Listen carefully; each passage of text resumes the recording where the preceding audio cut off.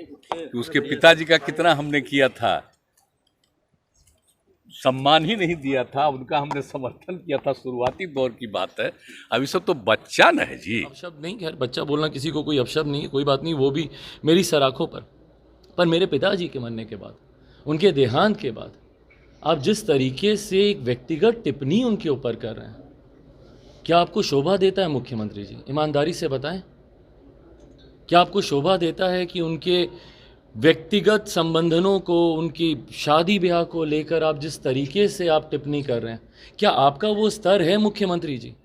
ब्याह तो दूसरा वहां जाके दिल्ली में न किए हैं, तो जब वहां रहते थे तो वहां जाते नहीं रहते थे। क्यों व्यक्तिगत संबंधों को बीच में लाया जा रहा है? क्या मैंने मुख्यमंत्री जी के निजी जीवन पर आज तक कभी कोई टिप्पणी की? भाई मेरे पिता का जीवन एक खुली किताब रहा है, खुली किताब रहा है। जो उन्होंने किया उन्होंने डंके की चोट पे किया, ना कभी उन्होंने अपने किसी रिश्ते को छुपाया, ना कभी उन्होंने अपने सार्वजनिक जीवन और अपने व्यक्तिगत जीवन में कभी कोई पर्दा रखा।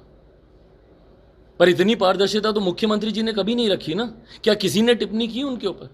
क्या हम में से किसी ने भी उनके व्यक्तिगत, और ना की, ना मैं कभी कभी भविष्य में कभी करूंगा, ये मेरे संस्कार नहीं है। पर मुझे दुख होता है कि भैया बिहार के मुख्यमंत्री, उस पद की एक गरिमा होती है, उनके व्यक्तित्व की एक गरिमा है, उसमें रहकर अगर वो इस तरीके की भाषा का उपयोग करेंगे, मुझे लगता है बिहार की जनता पहले ही उनसे बहुत आक्रोशित है। और जिसे वो बच्चा बोल रहे हैं, भैया उस बच्चे के मॉडल की वजह से ही आप तीसरे नंबर की पार्टी का बने हैं मुख्यमंत्री जी। बिहार के मुख्यमंत्री नीतीश कुमार कम बोलने के लिए जाने जाते हैं, लेकिन कभी कभार तंज भरे अंदाज में ही सही कुछ ज्यादा ही बोल जाते हैं। सोमवार को वे पत्रकारों को संबोधित कर रहे थे। उसी दौरान एक सवाल के जवाब में उन्होंने स्वर्गीय रामविलास पासवान की शादी को लेकर टिप्पणी कर दी। उन्हें ख्याल भी नहीं रहा कि रामविलास पासवान अब इस दुनिया में नहीं रहे। उसके बाद वे चिराग पासवान पर जमकर बरसे। मुस्कुराते हुए उन्होंने एक दो बार अपने पीछे खड़े मंत्री अशोक चौधरी और तेजस्वी यादव की ओर देखा। उसके बाद पत्रकारों को चिराग पासवान को बच्चा बताते हुए पूरी कहानी बताने लगे। नीतीश कुमार ने कहा कि चिराग पासवान पहले से ही बीजेपी के साथ है, सब लोग जान रहे हैं, वो ठीक ही कर रहा है। जदयू के खिलाफ उम्मीदवार खड़ा करवाया गया था, ये सब जानते हैं किसने खड़ा करवाया। उन्होंने आगे बढ़कर कहा कि रामविलास पासवान को हमने सम्मान ही नहीं दिया, बल्कि शुरुआती दिन से ही हमने उनका समर्थन किया था। चिराग पासवान अभी बच्चा है। नीतीश कुमार अपनी रो में इतना आगे बढ़ गए कि पासवान की शादी का जिक्र कर दिया। उन्होंने कहा कि रामविलास पासवान ने दिल्ली में जाकर दूसरा विवाह किया था। जब रहते थे तो हम जाते रहते थे, हमारा रिश्ता बहुत पुराना है, वो नहीं रहे यह दुखद है। अब लड़का बच्चा जो बोल रहा है, पार्टी की राय हुई तो इसी के लिए हम अलग हुए। 2017 में गलती कर दिया तो हम लोग छोड़कर वापस आ गए अपनी जगह पर। नीतीश कुमार इससे पूर्व भी तल्ख और तंज भरे बयान देते रहे। अक्टूबर 2020 में विधानसभा चुनाव की सभा में उन्होंने लालू यादव के बच्चों की संख्या पर गंभीर बयान दिया था। बाद में बयान पर बवाल होने के बाद उन्होंने तुरंत सफाई भी दी थी। चुनावी सभा में नीतीश कुमार ने कहा था कि 8-8, 9-9 बच्चे पैदा करने वाले बिहार का विकास करने चले हैं। बेटे की चाह में कई बेटियां हो गई, मतलब बेटियों पर भरोसा नहीं है। ऐसे लोग क्या बिहार का भला करेंगे? उनके इस बयान के बाद बिहार में सियासी तूफान खड़ा हो गया। फिर उन्होंने एक महीने बाद 28 नवंबर 2020 को अपने दिए गए बयान पर मीडिया के सामने सफाई दी। नीतीश ने कहा कि हमने तो केवल मजाक में इस बात की चर्चा की थी, हम प्रजनन दर की बात कर रहे थे और इसी संदर्भ में हमने मजाक में कुछ बातें कही। कुछ लोगों ने खुद ही इसको अपने बारे में सोच लिया। नीतीश कुमार के कई तंज भरे बयानों पर युवा नेताओं ने बड़ी प्रतिक्रिया दी। फिर भी वे लगातार कई नेताओं को बच्चा बताते रहे। नीतीश कुमार जब बीजेपी के साथ एनडीए में थे, उन्होंने एक सवाल के जवाब में कहा कि तेजस्वी तो अभी बच्चा है। तुरंत इस बयान पर आरजेडी अध्यक्ष लालू प्रसाद की प्रतिक्रिया आई।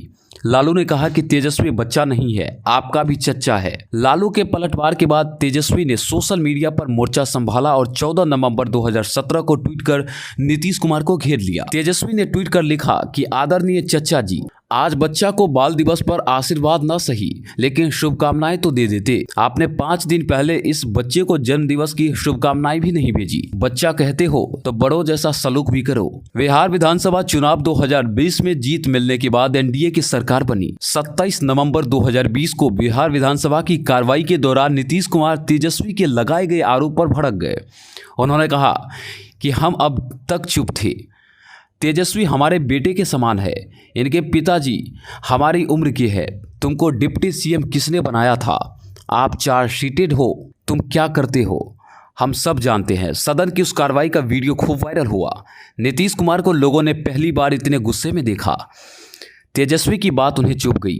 सियासी जानकारों की माने तो नीतीश कुमार पुराने नेता है, उनके पास सियासी यादों का खजाना है, कभी कभार किसी के बारे में बोल देते हैं। उसके बाद जब नीतीश कुमार ने राजद के साथ मिलकर सरकार बनाई, 24 अगस्त 2022 को सदन में बीजेपी नेता नीतीश पर हमलावर हुए। उसी क्रम में बीजेपी विधायक नितिन नवीन ने नीतीश कुमार के फैसले पर सवाल उठाया। जवाब में नीतीश कुमार भड़क गए और नितिन नवीन को बच्चा बताते हुए कहा कि बच्चे हो जान लो, अटल जी, आडवाणी जी और मुरली मनोहर जी के समय सड़क का फैसला हुआ था। मेरी बात मानी जाती थी तब जब देश में 5 इंजीनियरिंग कॉलेज थे, तब हमने बिहार के NIT का प्रस्ताव दिया, बात मानी गई।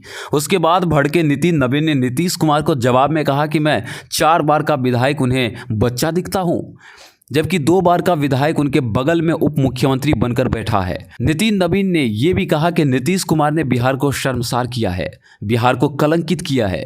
जो बिहार लिट्टी चोखा के लिए फेमस था, वो बिहार आज यू टर्न लेने के लिए फेमस हो गया है। नितिन नवीन को बच्चा बताने के बाद बवाल बढ़ गया। बीजेपी नेता और पूर्व विधायक जीवेश मिश्रा ने कहा कि इतना सारा विकास का काम बिहार में क्या केंद्र सरकार के बिना हो गया है? केंद्र सरकार की आज बिहार में 40 योजनाएं चल रही है। नीतीश कुमार को बैठकर अध्ययन कर लेना चाहिए। हर बात में कहते हैं कि सबको बच्चे हो, तो आप बच्चा के चच्चा है। मेट्रो के उद्घाटन के समय बच्चा ने तो अभी चच्चा का हाथ पकड़ा है, अब चच्चा के गला पकड़ने की बारी है, थोड़ा इंतजार करिए। वहीं नीतीश कुमार के बयानों पर अपनी प्रतिक्रिया देते हुए कभी उनके करीबी रहे प्रशांत किशोर ने भी टिप्पणी की थी। प्रशांत किशोर ने यहां तक कह दिया कि अब नीतीश कुमार के बयानों और उनके कार्यकलापों में उम्र का असर दिखने लगा है। प्रशांत ने कहा था कि वो बोलना कुछ शुरू करते हैं और कुछ बोल जाते हैं। प्रशांत ने उनके एक बयान की याद दिलाते हुए कहा कि उन्होंने कहा था कि मैं बीजेपी के एजेंडे पर काम करता हूं। उन्होंने ये भी कहा कि कांग्रेस के साथ आप अपने दल का विलय कर दीजिए। भला आप ही बताएं, ये दोनों बात कहां से संभव है?